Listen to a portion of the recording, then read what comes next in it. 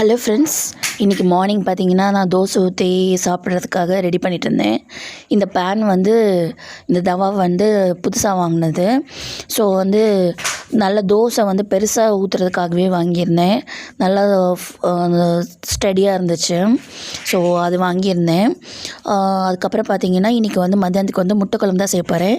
Recipe பார்க்கலாம். பேனில் வந்து கொஞ்சோண்டு ஆயில் ஊற்றி கொஞ்சோண்டு வந்து ஜீரகம் போட்டு தாளிச்சிட்டு கருவேப்பிலை போட்டு வெங்காயம் ஒரு பெரிய வெங்காயம் போட்டுட்டு பேஸ்ட் அரைக்கிறதுக்கு வந்து தேங்காய் ஒரு காமுடி தேங்காய் கொஞ்சோண்டு சோம்பு அரைச்சி பேஸ்ட் ஊற்றிக்கோங்க. மசால் பொடியெல்லாம் ஆட் பண்ணிக்கோங்க. அப்புறம் முட்டை உடச்சி ஊற்றிக்கோங்க. நான் இன்றைக்கி 2 முட்டை மட்டும் உடச்சி ஊற்றிக்கிட்டேன். ஸோ கூடவே வந்து பீட்ரூட் பொரியலும் பண்ணியிருந்தேன். இன்றைக்கி லஞ்சுக்காக தான் சாப்பிட்டோம் நாங்கள். அதுக்கப்புறம் ஈவினிங் டைம் போல் வந்து ஸ்ட்ராங்காக வந்து டீ போட்டுட்டு கொஞ்சோண்டு பால் வந்து சனுக்கு ஆற்றி கொடுத்துட்டு கொஞ்சம் ரிலாக்ஸ்டாக வந்து நாங்கள் வந்து எங்களோட டீ டைம் எடுத்துக்கிட்டாச்சு.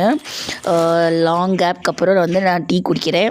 ஸோ டீ குடிச்சு முடிச்சுட்டு அதுக்கப்புறம் கிச்சன் வந்து கொஞ்சம் வந்து துடைக்காமல் இருந்தது. ஸோ அதனால் வந்து அதையும் வந்து கொஞ்சம் துடைச்சி முடிச்சுட்டு கையோடு க்ளீன் பண்ணால் அது வந்து நீட்டாகிடும். அதுக்கப்புறம் வந்து அடி பிடிச்சிரும்ல, ரொம்ப பிசுபிசுன்னு ஆயிரும். அதனால் வந்து கையோட வந்து கொஞ்சோண்டு விம் லிக்விட் போட்டு ஒரு 10 மினிட்ஸ் வந்து ஊற வச்சுட்டு இது பண்ணிங்கன்னாவே வந்து ஓரளவுக்கு வந்துடும். ஸோ அதை வச்சு வந்து நல்லா தேய்ச்சி விட்டுட்டு இன்னொரு இன்ட்ரெஸ்டிங்கான விலாகில் இன்னும் பார்க்கலாம். பாய்.